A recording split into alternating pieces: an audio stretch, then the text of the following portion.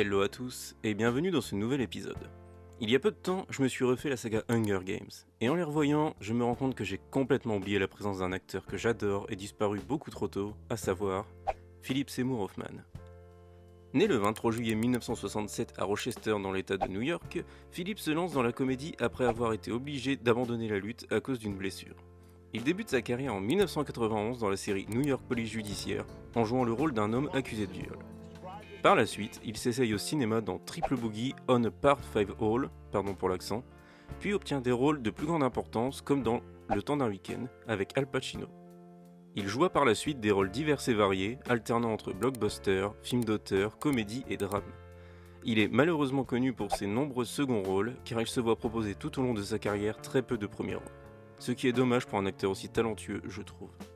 Parmi tous les films dans lesquels il a tourné, je retiendrai notamment Boogie Night de Paul Thomas Anderson, Twister avec Bill Paxton et Helen Hunt, Good Morning England de Richard Curtis, Mission Impossible 3 de J.J. Abrams, où il joue le rôle de l'antagoniste principal, Truman Capote, et enfin la saga Hunger Games, où il joue le haut juge. C'est d'ailleurs pendant la production de l'avant-dernier film qu'il disparaît. Depuis ses 22 ans, il souffrait d'alcoolisme et de toxicomanie. Après un séjour en cure de désintoxication juste après avoir reçu son diplôme, il reste sobre durant une bonne vingtaine d'années, puis, sans que nous sachions pourquoi, il rechute et repart en cure en 2013. N'ayant pas apporté ses fruits, lui et sa femme se séparent, ne pouvant supporter de le voir rechuter. Le 2 février 2014, alors en plein tournage de Hunger Games La Révolte partie 1, il se promet de retourner en cure une fois le tournage terminé.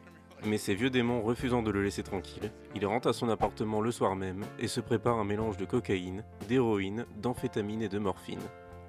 Il est retrouvé quelques heures plus tard dans sa salle de bain par un de ses proches, la seringue encore plantée dans le bras. Francis Lawrence, réalisateur des Hunger Games, dut en partie réécrire le scénario pour l'adapter aux scènes que l'acteur avait déjà tournées, car il ne souhaitait pas utiliser de doublure numérique pour les scènes manquantes, voulant respecter la performance à l'écran de Philip Seymour Hoffman. Le film lui sera d'ailleurs dédié. Voilà, c'est tout pour cet épisode un peu plus court que d'habitude. En espérant que tout vous ait plu, on se retrouve dans 15 jours pour un nouvel épisode.